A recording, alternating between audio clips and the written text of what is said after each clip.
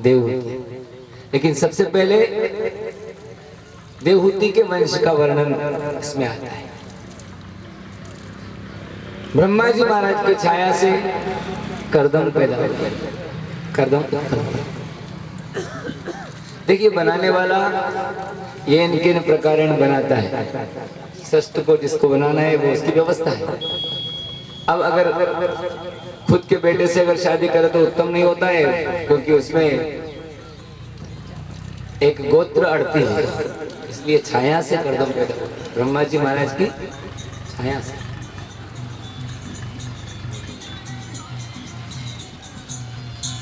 महाराज करदम आश्रम में रह करके साधना करता है, और साधना मौन होकर के, ध्यानस्थ होकर के परमात्मा में रम जाता है। इन आंखों का भी संबंध परमात्मा से ज्यादा है।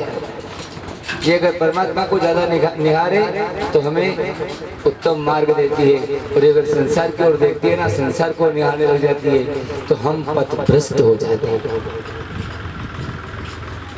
मुझे भगत जी कह रहे थे, रक्षा की मुझे राधे राधे समझ में नहीं आ रही है। राधे इसमें जो ह छिपा हुआ है, राधे ह जो है छुपा हुआ अक्षर है, जो हमको पल्ले नहीं पड़ रहा है, उस छुपे हुए को ढूंढ लो, अपने आप तुम्हें परमात्मा का मार्ग मालूम पड़ जाएगा। राधे राधे ह जो है बिल्कुल छुपा हुआ है, जो आपको परमात्मा से मिलने का रास्ता दे, वो है राधा।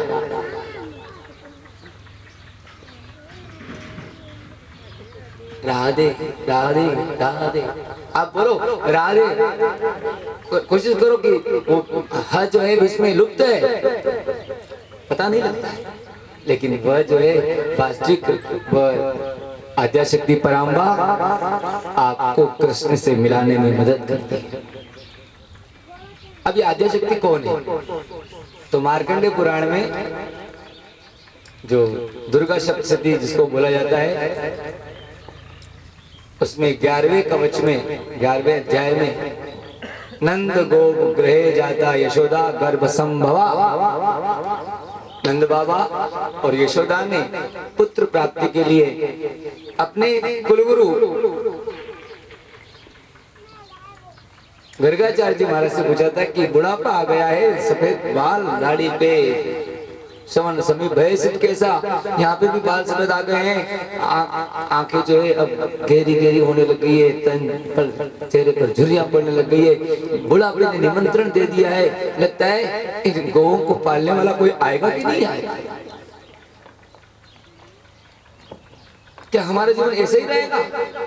तो पूज्य डोंगरे जी महाराज ने जो श्रीमद् भागवत रहस्य करके जो पुस्तक बनाई, उसमें निर्णय दिया कि साहब एकादशी का व्रत करने के लिए कहा गया था, और उन्होंने 1 वर्ष तक बराबर एकादशी का व्रत किया। पूरे गोकुलवासी फलार करते थे यहाँ नंद बाबा के धाम में, और अंत में जाकर के उनके घर कौन आई? गोपाल तो चल करके आया ना। कौन पैदा हुई थी? यशोदा के गर्भ में कौन थी? आद्याशक्ति पराम्बा। राधा कौन है? पराम्बा है, पराशक्ति, जिसको कंस ने मारने के लिए जेल में यूं करके उठाया था पृथ्वी पर पटकने के लिए, और चली गई कहां? आकाश मंडल में जाकर के जिसने कहा था अरे तू मुझे क्या मारे, तुझे मारने वाला तो गोकुल पहुंच गया है। नारायण देव, वो है आद्याशक्ति पराम्बा। और मैंने जितना अध्ययन किया है, मेरे से ज्यादा आपने किया होगा, लेकिन मैंने जितना अध्ययन किया उसमें राधा जी की उम्र जो है सदैव 12 वर्षीय बताया। कितनी? 12 वर्ष की सुमन।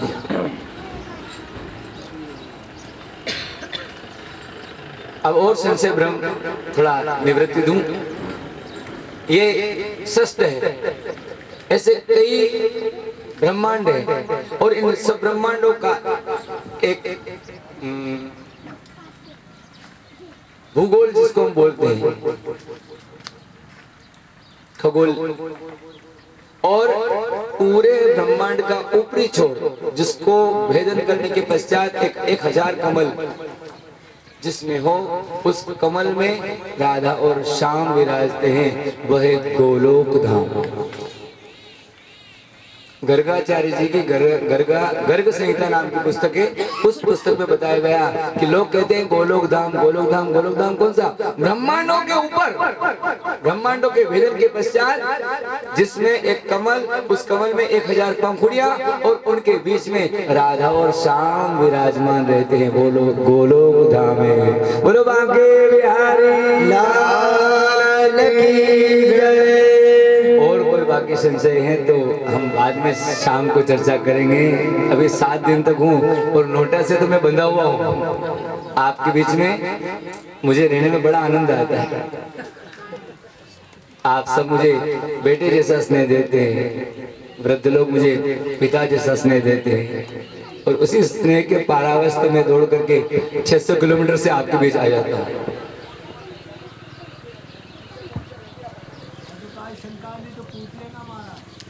बिल्कुल नितांत आवश्यक है। सज्जनों, छाया से करदम का ब्याह करना है तो करदम साधना में है, और साधना में मैं कह रहा था कि आंख का संबंध है। हम भगवान के मंदिर में जाते हैं, पहले प्रभु का दर्शन करते हैं और दर्शन करके आंख बंद करते हैं, जबकि आंख से तो देखना चाहिए। लेकिन भगवान के मंदिर में जाते हैं, एक बार दृष्टि से परमात्मा को देख करके फिर नेत्र बंद कर लेते हैं। करते ना करते? क्यों करते हैं? कि जिसको हमने देखा है वह हमारे हृदय कमल में आसीन हो जाए। ध्यान करने के लिए आंखें खुली रहेगी तो ध्यान लगेगा क्या? भगवान का वचन होगा, नेत्र बंद करना पड़ेंगे साहब। और उस आंसू की बूंद को लेकर के सरोवर में डाल दिया तो सरोवर बिंदु सरोवर बन गया। नारायण देव जय हो। और भगवान संकेत दे गए, करदम अब तुम्हें सांसारिक धर्म अपनाना है। नहीं प्रभु, बोले नहीं, सांसारिक धर्म अपनाना पड़ेगा, मैं तुम्हें सृष्टि का सृजन करना है। और आज महाराज मनु और शत्रुपा जी अपने विमान में अपनी बिटिया देवहूति को लेकर के भ्रमण करते करते करदम के आश्रम में आए, उतरे। जाकर महाराज मनु और शत्रुपा जी ने करदम महाराज को प्रणाम किया, बेटी देवहूति ने प्रणाम किया, और प्रणाम करने के पश्चात महाराज मनु ने कह दिया, महाराज मेरी एक इच्छा है। क्या? महाराज एक बिटिया है, इसे मैं आपको सौंपना चाहता हूं।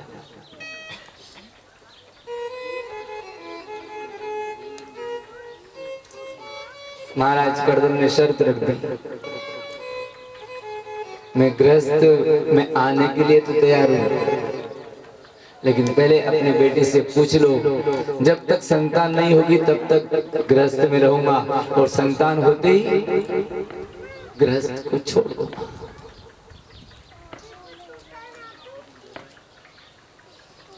धन्य देवहूति, उसने संकल्प दोहरा करके कह दिया, हाँ प्राणनाथ, मैं आपका साथ देने के लिए तैयार हूँ। संतान रहे, संतान हो तब तक आप गृहस्थ में रहना, आगे में आपके जीवन में बाधा नहीं बनी।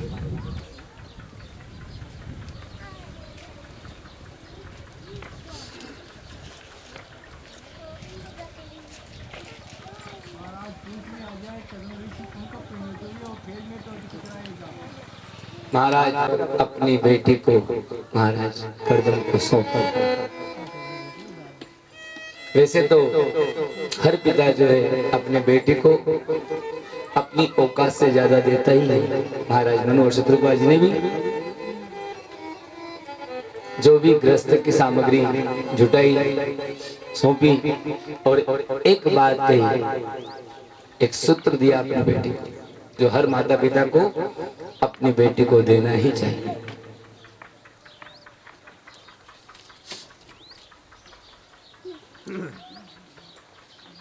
काय वचन मन पति पद।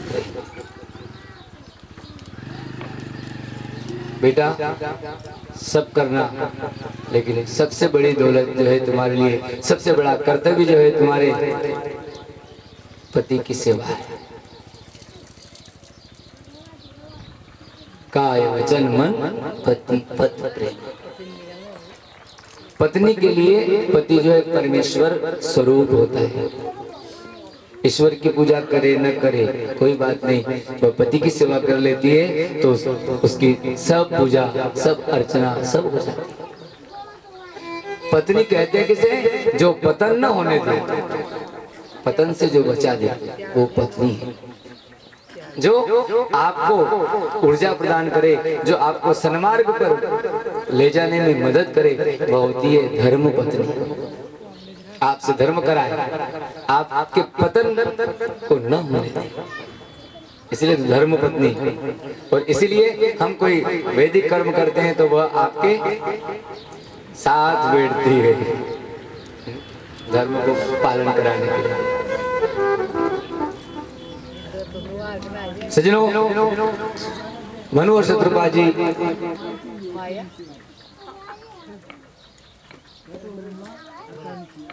भगत जी महाराज ने गृहस्थ को पालन किया, पश्चात भी महाराज अपनी साधना में रहे। नित्य प्रति देवहूति जो है सेवा चाकरी करती है और साधना में मदद करती है। महाराज 1 वर्ष बीत गया, 2 वर्ष बीत गए, समय बीतने के पश्चात भी एक दिन महाराज ने इसको देखा, अरे तुम तो क्रश होती जा रही हो, दुबली होती जा रही हो, क्या कारण है? क्या आश्रम में खाने पीने की व्यवस्था नहीं? बोले महाराज सब कुछ है, लेकिन सांसारिक सुख का अभाव है। आपका वह स्नेह मुझे, वह वात्सल्य भाव मुझे नहीं मिल रहा है। अच्छा प्रिय, जाओ सरोवर में स्नान करके आओ। जब सरोवर में वो गई ना, तो गई तो दुबली पतली थी, लेकिन भीतर देव स्त्रियों ने, देव पत्नियों ने उबटन लगा करके स्नान कराया, नवीन वस्त्र धारण करिए, आभूषणों से सुसज्जित कर दिया और उस देवहूति को नवयौवन संपन्ना बना दिया। देवता क्या नहीं कर सकते? देवता सब कुछ करने में, देवियां सब कुछ करने में। या श्री स्वयं सुकृतनाम भुवनेश्वर लक्ष्मी पापात्मनाम कृतधियाम हृदयेषु बुद्धि श्रद्धासनाम कुलजल प्रभो सरज्जा ताम ताम नतास्म परिपालयति विश्वम। क्या नहीं करती देवियां? देवी प्रपन्नाति हरे प्रसीद प्रसीद मातर जगतो किलस्य प्रसीद विश्वेश्वरी पाहि विश्वम त्वमेश्वरी देवी चराचरस्य। देवियों ने उपटन लगा करके स्नान कराया, नवीन वस्त्र पहनने के लिए दिए और नवयौवन संपन्ना बना करके जब निकली है, महाराज ने योग शक्ति से विमान और विमान में अपनी धर्मपत्नी को विराजमान किया, अपनी पत्नी के साथ विहार कर रहे हैं। और इसी विहार में देखिए लोकालोक की यात्रा थी, 9 कन्याओं का जन्म हो गया।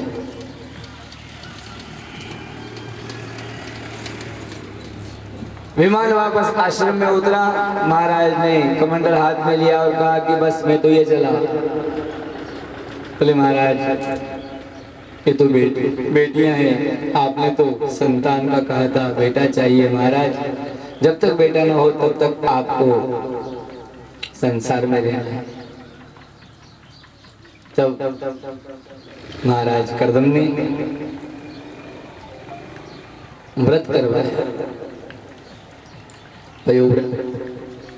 और व्रत करवा करके दुग्ध पान करके और स्तंभन शक्ति को बढ़ा करके और योग शक्ति से परमात्मा को पुकारने लग गए। दोनों देवहूति और करदम प्रार्थना कर रहे थे। ओम नमो भगवते वासुदेवाय, ओम नमो भगवते वासुदेवाय, ओम नमो भगवते वासुदेवाय, ओम नमो भगवते वासुदेवाय। किया। सज्जनों, मंत्र का प्रभाव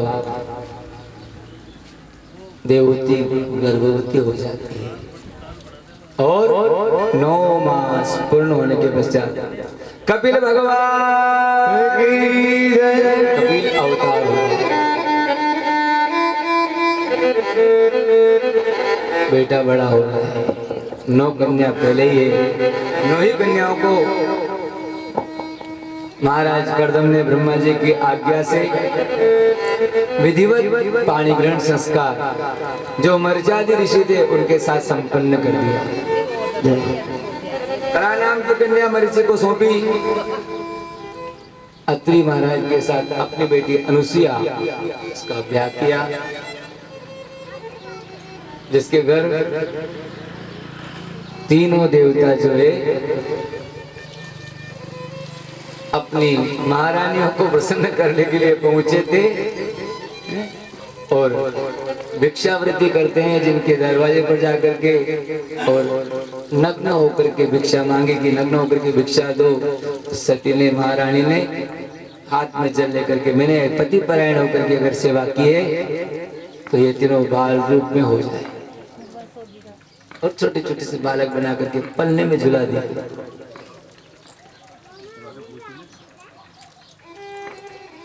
आग तो ब्रह्मा उन्होंने लगाई थी महाराज ने, नारद ऋषि महाराज ने।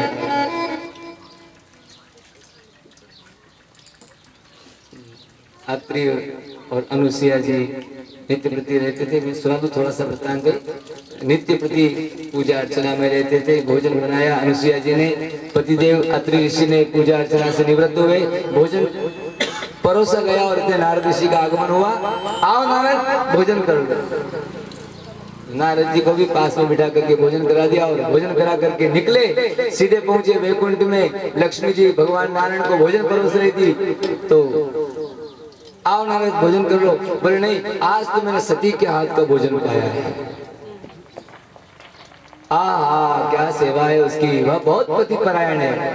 एक ही धर्म एक व्रत नेमा, एक ही धर्म है उसका, एक ही व्रत है।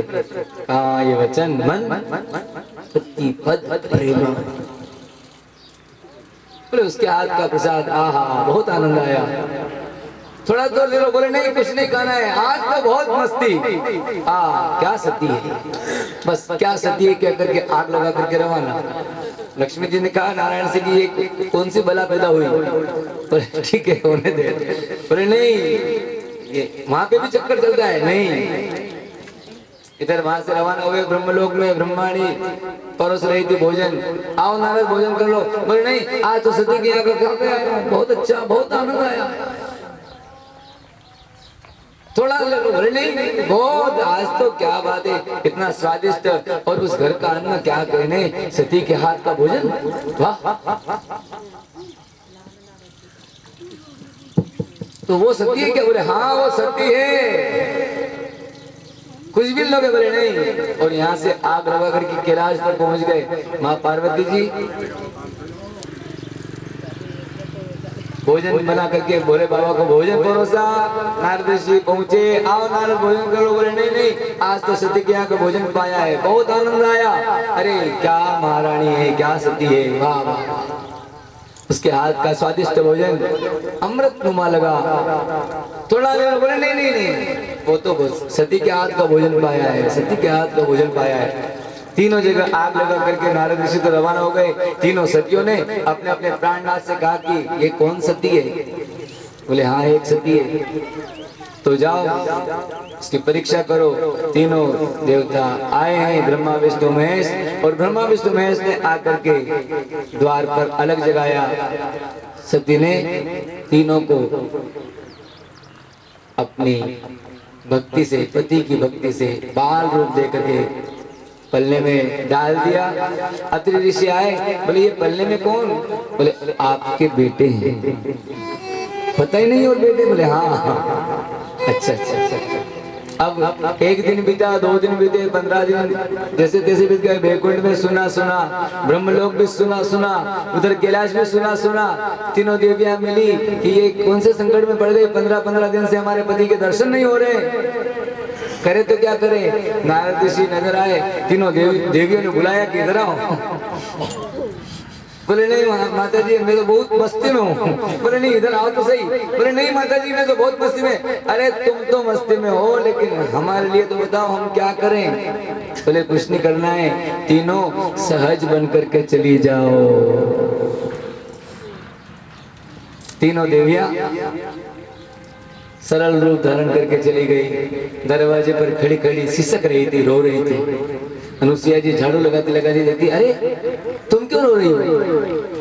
तो तीनों देवियों ने कहा, हम अनाथ हैं, हमें सनात कर दो। इसने कहा कि मैं क्या सनात करूं, आओ घर में जो मिलेगा खाएंगे, घर में काम करो। भीतर प्रवेश किया।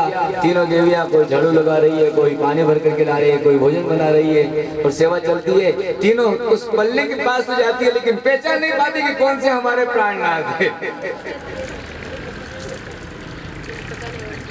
रात्रि में अनुसुईया पहले तो पतिदेव की सेवा करती है, और जब पतिदेव सो जाते हैं तो फिर अनुसुईया सोती है ना, तो उसके पास आकर के तीनों देवियां चरण दबाती है। और चरण दबाती दबाती आज लक्ष्मी कह रही है कि मैं मेरे वैकुंठनाथ के चरण दबाती हूँ, मुझे 15 दिन हो गए सेवा नहीं मिली। ब्रह्माणी कह रही है मैं ब्रह्मा जी के चरण दबाती हूँ, आज इतने दिन से सेवा नहीं मिली। रुद्राणी कह रही है मैं शिव जी के चरण दबाती हूँ, मुझे सेवा नहीं मिली। और ऐसा सोचते सोचते सोचते सोचते आंखों से आंसू टपक गए।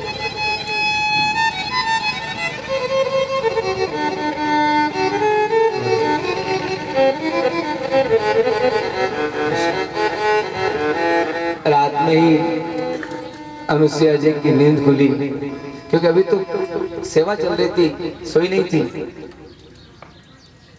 अरे तुम क्यों रो रही हो?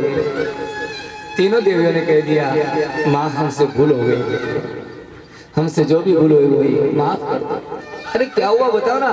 बोले क्या बताएं, आपके यहाँ जो पल्ले में है ना वो हमारे प्राणनाथ है।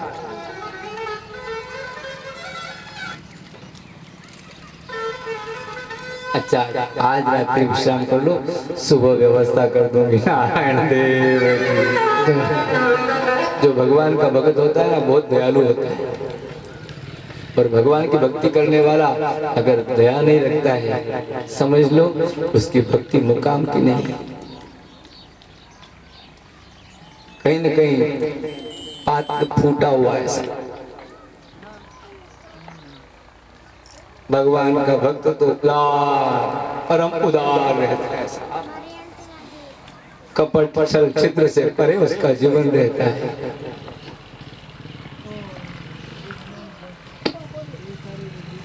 परम उदार सत्ता का मालिक। सज्जनों, इस माँ ने कह दिया, अनुसुईया ने कह दिया, अभी रात्रि में विश्राम कर लो, बस सुबह तुम्हारी व्यवस्था कर देंगे।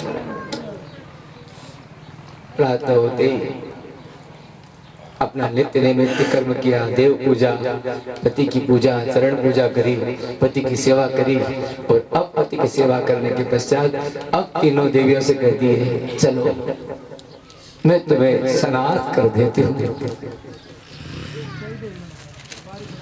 सज्जनों, हाथ में जल लेकर के केवल ये कहा कि मैंने अपने जीवन में पति परायण रह करके जीवन यापन किया है, तो ये तीनों मूर्तियां अपने निजी स्वरूप में हाजिर हो जाए।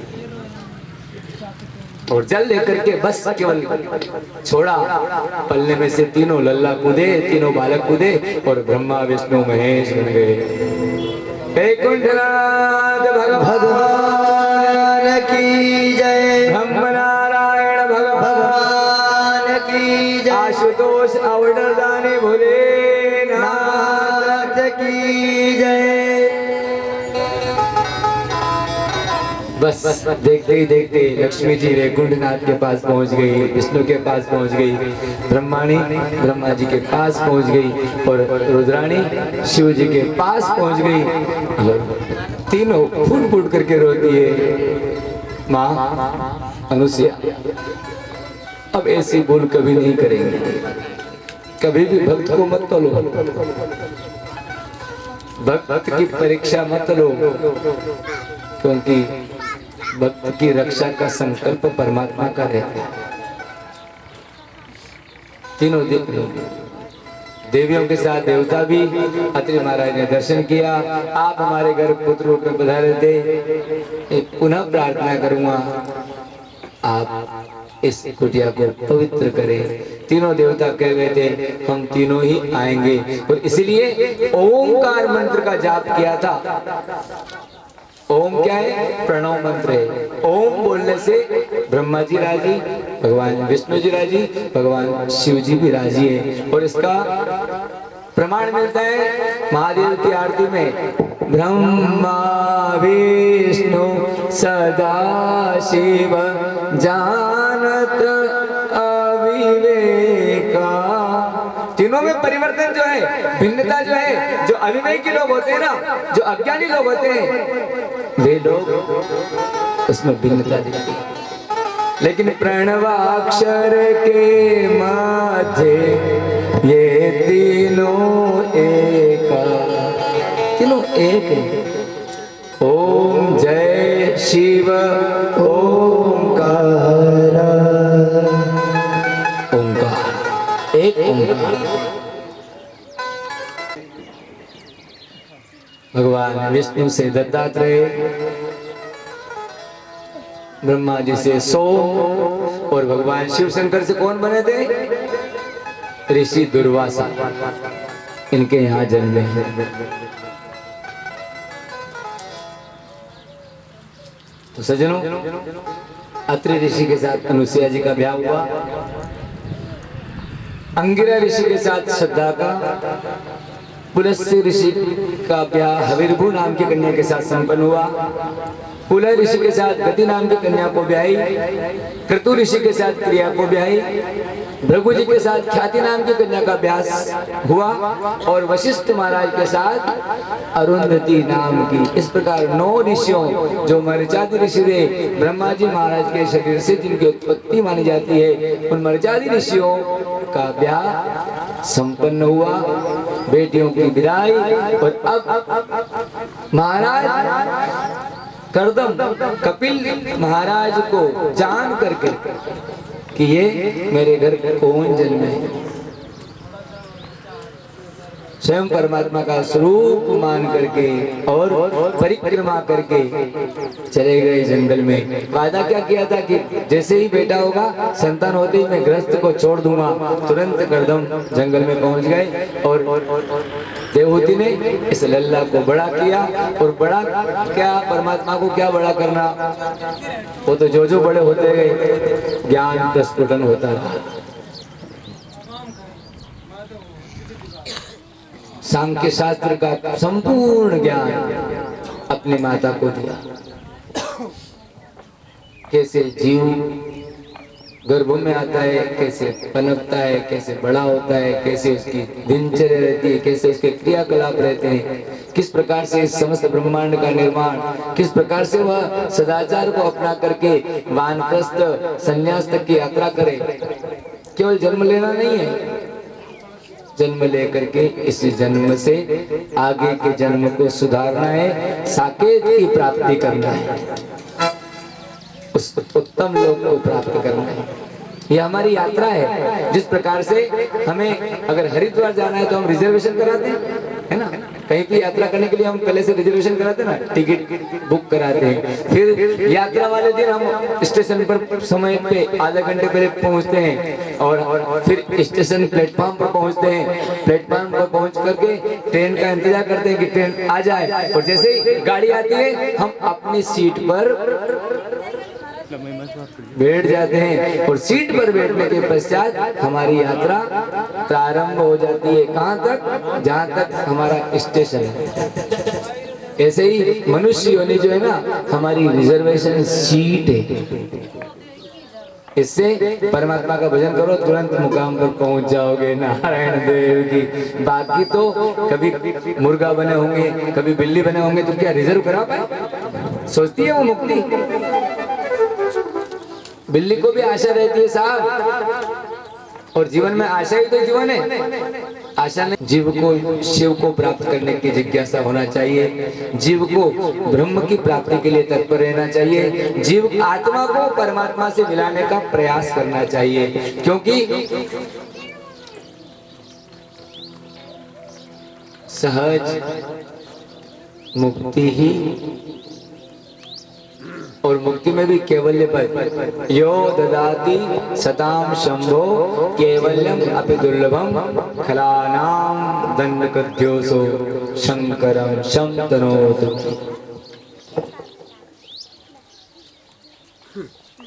कैवल्य की प्राप्ति, उस परम सत्ता की प्राप्ति, यही जीव का ध्येय होना चाहिए। प्रश्न उद्भुत किए हैं, सांख्य शास्त्र बड़ी महिमा वाला है, लेकिन जीवन में सहज परमात्मा कैसे मिले, वही शास्त्र की सम्मति है कि भटके के नहीं, हम गहराई में नहीं जाए। मैंने कल भी कथा में कहा था कि वेद शास्त्र उपनिषद इनका अध्ययन करो, लेकिन इनमें उलझो मत। ज्ञान अर्जन करो, लेकिन मार्ग जो है सीधा रखो कि हमें क्या करना है। ज्ञान तो खूब ग्रहण कर सकते हैं, खूब व्यवस्था है, केवल और केवल 16,108 तो वेद में गृहस्थ की ऋचा है साहब। 4 वेद 6 शास्त्र 18 पुराण, इतना हम अध्ययन करके, इतना संग्रहण करके, और इनमें अगर ज्यादा उलझ जाएंगे वेद वेदांत में और कुंडली जागृत में, जागरण हुई न हुई क्या भरोसा। इसलिए सहज हरि बोल हरि बोल, हरि हरि हरि बोल, हरि बोल हरि बोल, हरि बोल हरि बोल। प्राप्त करने की इच्छा से आपने शरणागत वत्सल की शरण प्राप्ति का साधन मुझसे पूछा है। हे माँ, भागवत धर्म को जीवन में उतारो, सत्कर्म करो, सदाचार को अपनाओ और शुद्ध भाव से पाप कर्म न करते हुए मन को शुद्ध करके परमात्मा का चिंतन करो। क्योंकि स्वाभाविक है, पाप अगर हैं, पाप अगर होंगे तो यातनाएं बढ़ेगी, इस जीवन में भी बढ़ेगी और आगामी जीवन में भी, मरने के पश्चात भी। कितने हैं? 28 नरक हैं, और तो और जितने भी पाप है ना, इतने नरक हैं। तो वो यात्रा बड़ी दुर्गम यात्रा है। सरल परमात्मा को बसते बसते, अब क्रॉस पॉलिनेशन जो होती है, निषेचन क्रिया, माँ के गर्भ में अंडाणु माँ के गर्भ में रहते हैं, शुक्राणु पुरुष के द्वारा भेजे जाते हैं, फिर बेर रूप में, फिर लार्वा प्यूपा बनता है, फिर बेर रूप में आता है, फिर वह धीरे धीरे 2-3 महीने में उसके अस्थि मज्जा का निर्माण होता है, चौथे महीने में उसके हाथ पैर बन जाते हैं, फिर 5वें महीने में वो हलचल करने लग जाता है, फिर 6ठे महीने में उसकी श्वसन और ये क्रियाएं सब शुरू हो जाती है। 7, 8, 9 में वो पलटी 7वें महीने में पलटी मारने लग जाता है। सब माताओं को ये पता है जो घटना घटती है। और प्रसव में गंदगी में पड़ा पड़ा वह जीव परमात्मा को पुकारता रहता है कि हे परमात्मा, मुझे आप इस बंधन से मुक्त करो, मैं आपका भजन करूंगा। परमात्मा उस वादे को स्वीकार करके और उसको बंधन मुक्त करने के लिए उसको प्रसव के द्वारा बाहर कर देते हैं। यहाँ संसार में आकर के माया में उलझ जाता है, तो भूल जाता है कि मैंने माँ के गर्भ में उस परमपिता परमेश्वर से कौन सा वादा किया था। वादा ये किया था कि मैं आपको भूलूंगा नहीं। हे प्रभु, मैं आपको कभी नहीं भूलूंगा, मैं आपको भजता रहूंगा। लेकिन यहाँ आकर के वह संसार को भजने लग जाता है।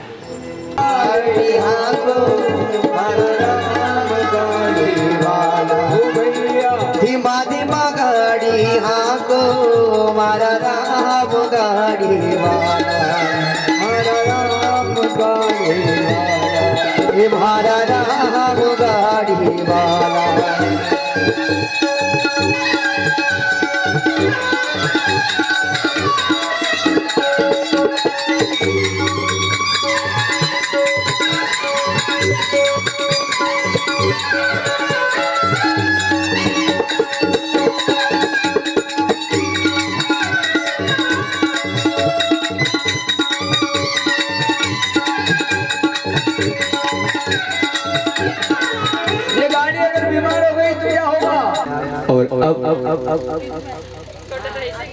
माँ ने जान लिया कि जो मुझे आए हैं मेरी कोंख से जन्मे जरूर हैं, लेकिन ये तो स्वयं पर ब्रह्म परमेश्वर है।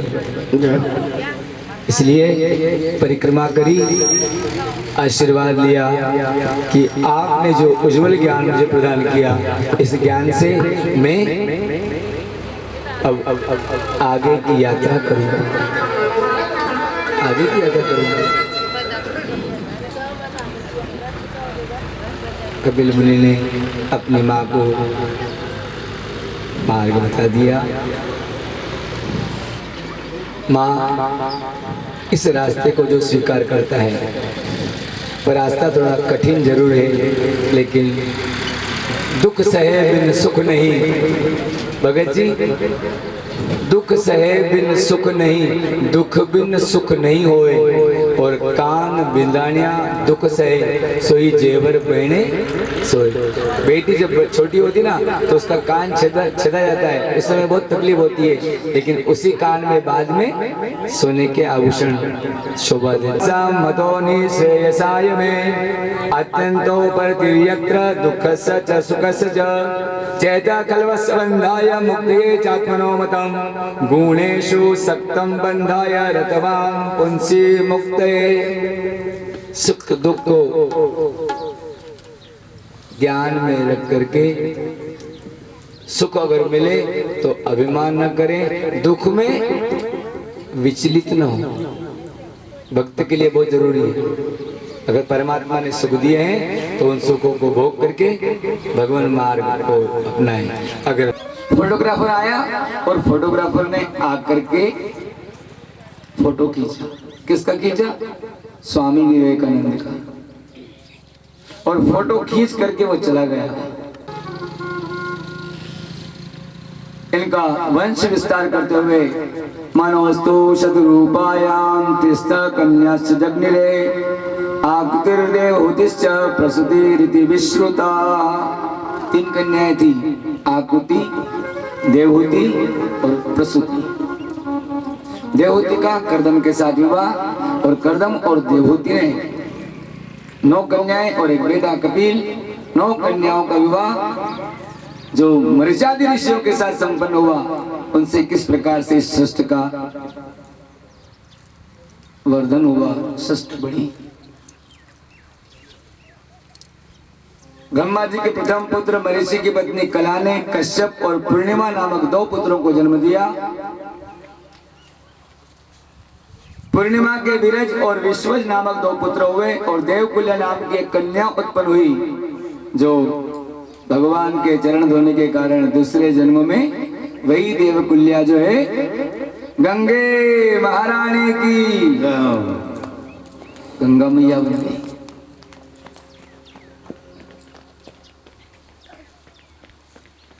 अत्रि की पत्नी अनुसुया के 3 पुत्र हुए, सोम, दत्तात्रेय और दुर्वासा। ये तीनों ब्रह्मा, विष्णु और शिव के अंश से थे। सज्जनों, यह भागवत कथा जो है भिन्न भिन्न घाटों पर होती है। एक अमर कथा जो भगवान शिव ने मां सती पार्वती को सुनाई। दूसरी कथा भगवान स्वयं पद्मनाभ ने, भगवान विष्णु ने किसको सुनाई? ब्रह्मा जी महाराज को 4 श्लोकों के रूप में सुनाई, और उन्हीं 4 श्लोकों का विस्तार करके वो माया से परे उनका जीवन रहा। उन्हें अभिमान नहीं आया, और सृष्टि का संपूर्ण सृजन संपन्न हो गया। तीसरी कथा, जब महाभारत काल में विवाद हुआ, युद्ध हुआ, कौरव और पांडव लड़ने लग गए, तो इनके परिवार में एक और भक्त था, विदुर।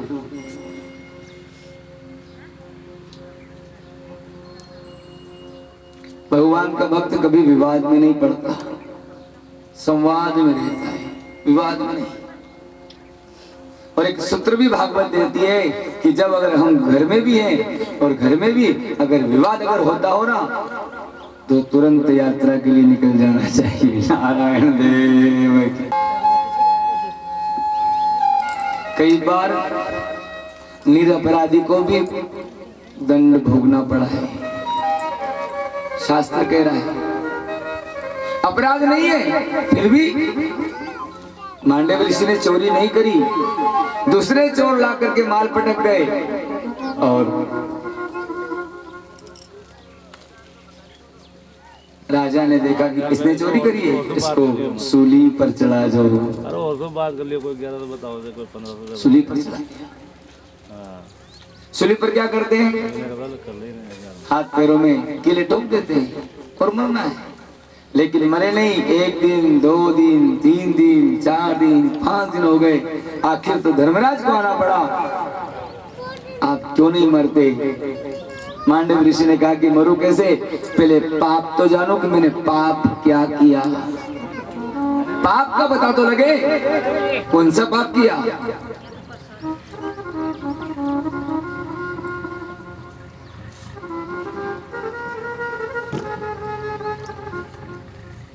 धर्मराज जी ने कहा चित्रगुप्त बता दो। बोले महाराज आप 7वें जन्म में 12 वर्ष की कम उम्र थी, उस समय आपने बगीचे में घूमते घूमते तितली को पकड़ा था और तितली के दोनों पैरों में कांटा चुभोया था।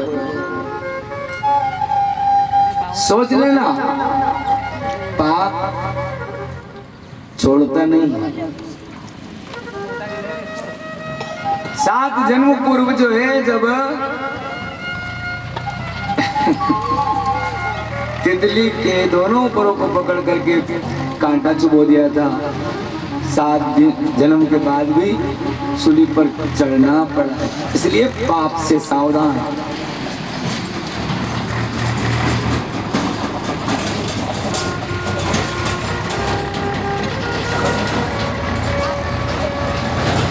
महाराज ने तुरंत कह दिया आप कह रहे हैं कि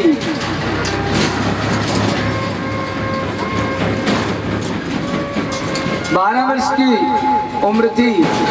महाराज जी वह उम्र नाबालिग मानी जाती है, वह नासमझ उम्र है और नासमझ उम्र में यदि कोई पाप भी हो जाता है तो उस पाप को गिनना नहीं चाहिए, गिना नहीं जाता।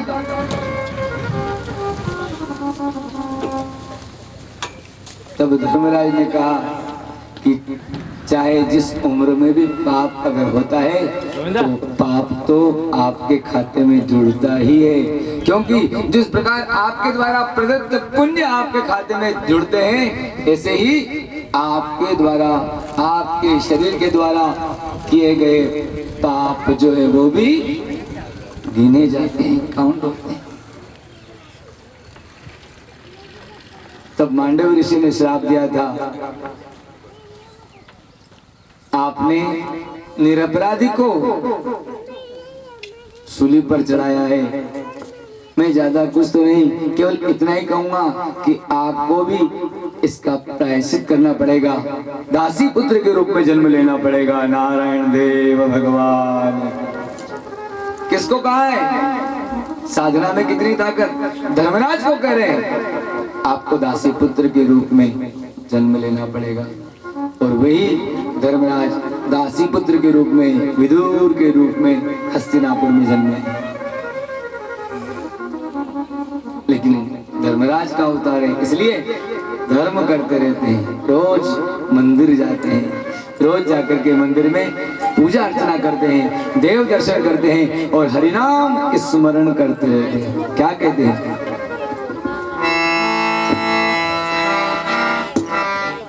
राम नाम के हीरे मोती, राम नाम के हीरे मोती, मैं बिखराऊं गली गली। राम नाम के हीरे मोती, मैं बिखराऊं गली गली।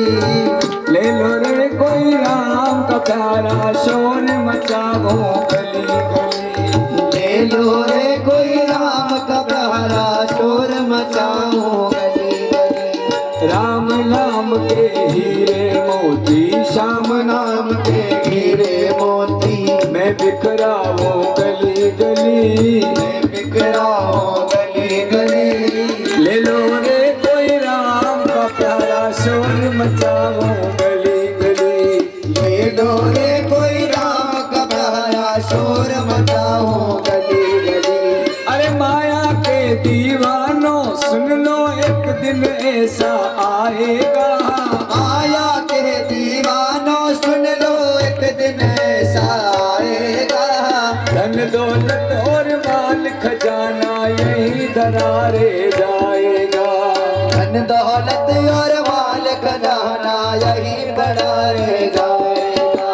सुंदर काया मिट्टी होगी, सुंदर काया मिट्टी होगी, सुंदर काया मिट्टी होगी, सुंदर काया मिट्टी होगी। चर्चा होगी गली गली, चर्चा होगी गली गली। ले लो रे कोई राम का प्यारा शोर मचाओ गली गली, ले लो रे कोई राम का प्यारा शोर मचाओ गली गली।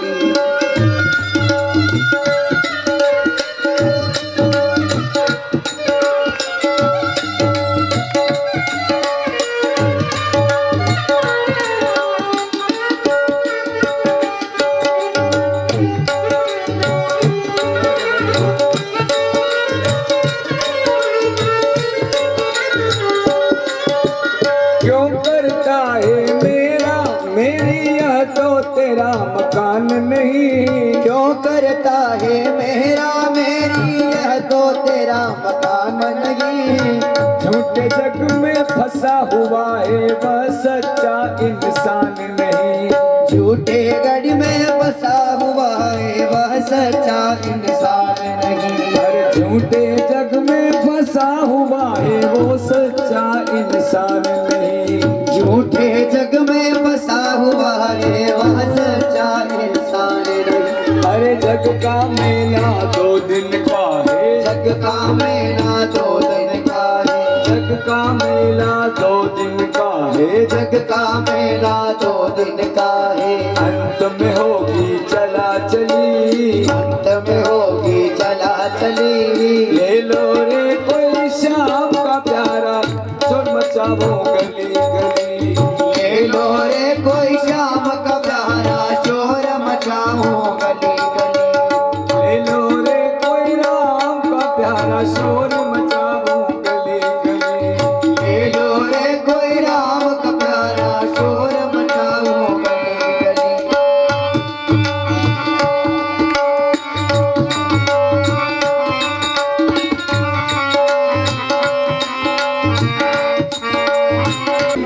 एक बार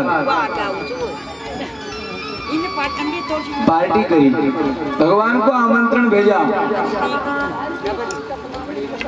आप पधारे, विशेष भोजन रखा गया है।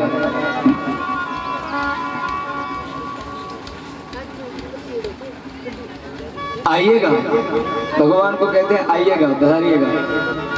भगवान को लाड़ प्यार से कहोगे तो भगवान वह दौड़ आता है बस भक्त की पुकारों में, और वो खड़ा रहता है भक्त की आवाज में।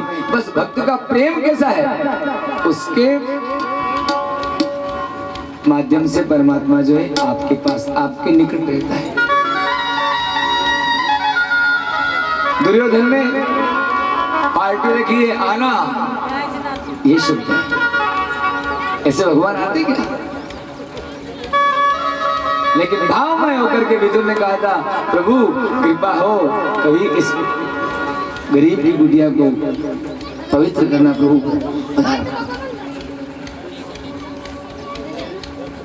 और आज पार्टी में दुर्योधन के यहाँ गए थे, लेकिन भगवान पहुंचे तो हैं, खाया नहीं,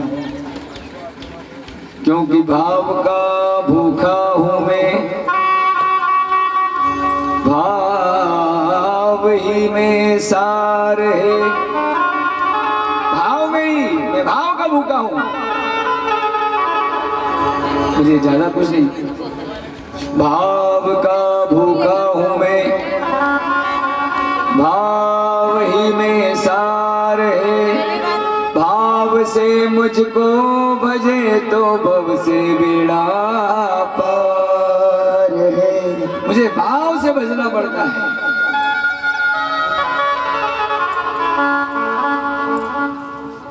भाव का भूखा हूं मैं।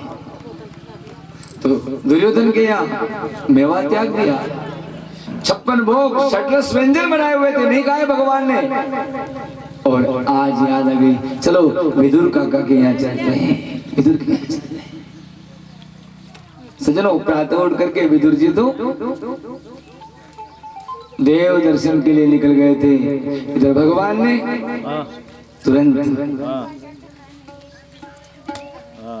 दुर्योधन का महल छोड़ करके चल पड़े 4 बजे घास फूस की उस कुटिया में।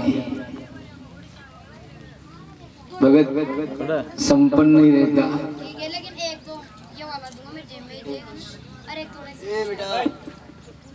क्या तुम तो कैमरा चलाएगा।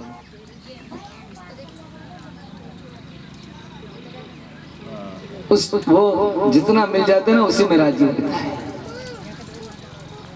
फकीर अपनी मस्ती में मस्त। तू बात कर, मैं कह रही हूं हम तो बात करा जी मारे। अच्छा बैठ जा चुपचाप।